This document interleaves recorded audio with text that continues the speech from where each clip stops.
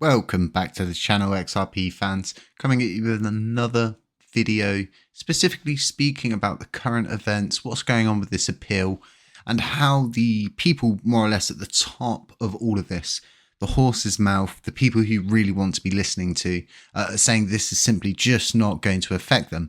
Now, what I'm currently thinking to myself is this has all become a little bit personal for Gary Gensler, and I believe he's definitely going to be used as a scapegoat in the near future for the US, and this is simply just playing itself out in a very strange manner because, like I was saying, this has become very personal. If we look at other sort of things that have happened in crypto that are quite bad, right?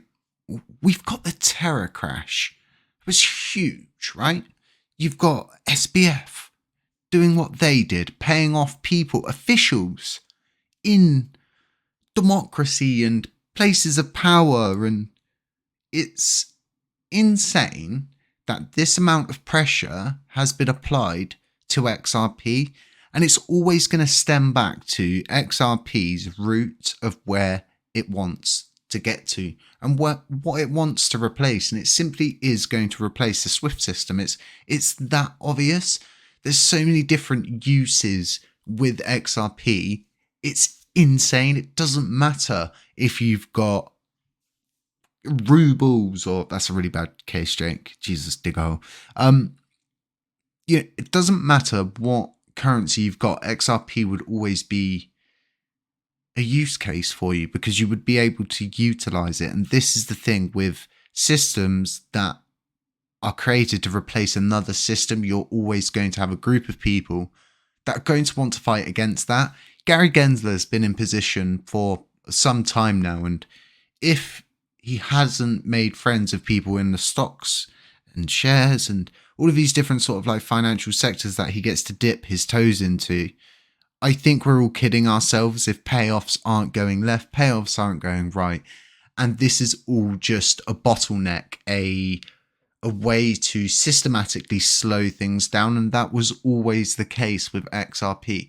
So even with them saying about this whole, oh, you know, we're going to repeal it and the case should have gone our way, well, clearly it didn't after all of that time, and this is just once again trying to slow things down. And I honestly believe if the XRP army do kind of like what happened with like GameStop and things like that, the panic is normally created by certain groups of people that are likely having their palms greased as well. If not, they're holding group long positions, group short positions, where a lot of people make the same decisions. And it comes down to a thing where your community really needs to bond as tight as they can, huddle as closely as you can to one another, ensure you're passing the message on to the next person. There is no appeal. It is simply just more bureaucracy. It's just more paperwork that they're filing for them to go, well, if you want to appeal it, you're going to have to wait, you know, X amount of years. You're going to need to jump through this hoop. You're going to need to jump through that hoop. So what does that mean for XRP? Well, it's an open road. The road ahead more or less is unpaved for XRP. It's likely going to tread the same road it was treading before, and it was moving along quite efficiently, but anything after that is unknown territory, because when it comes down to these new systems, right, if you're a big company, you're a big corporation, you're having your pitch meetings, you're thinking about how you can best utilize this and make the most money out of it. That's what these big companies do. It's all about decreasing the amount of, you know, human interactions with things, automating things, and having it be as easy as possible with little cost as possible and as little middlemen as there can be. And XRP ticks all of those boxes. It really does.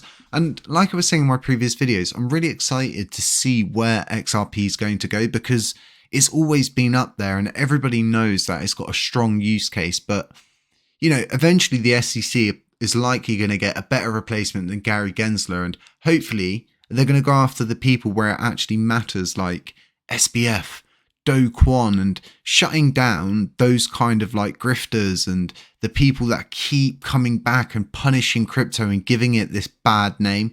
Why are they not going after these people? Well, because it doesn't actually directly affect them. There's no sort of going to remove payouts from one place and put it to another. It's DeFi. What do they care? It's like the Wild West for all they care. Send a couple of Texas Rangers out there and, hope for the best. It's really one of those situations where everything is damage control. Everything is preventing crypto from replacing the current financial system, like stocks and shares. People would just become totally uninterested with stocks and shares if crypto was legalized across board in all countries. But if you look at countries like Singapore and other places like that where they've actually banned crypto, they're reintroducing it, and it's all just a matter of time before we're likely sat in our lazy boy chairs, getting our feet massaged by the massager built into the lazy boy chair, looking at your XRP balance, or your LUNC balance, or your SHIB balance, or your BTC balance, or your ETH balance, chuckling away, thinking to yourself, I remember when there was that lawsuit. Wasn't that really funny?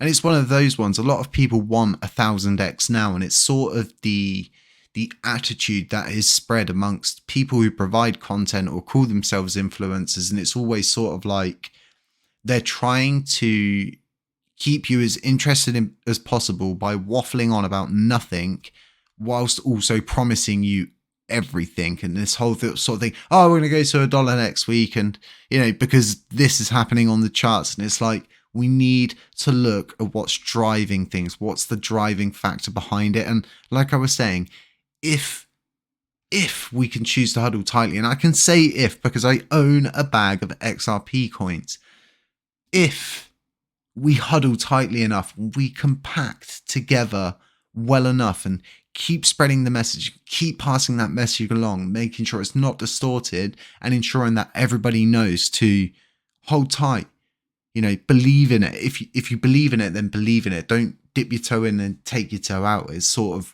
one of those situations.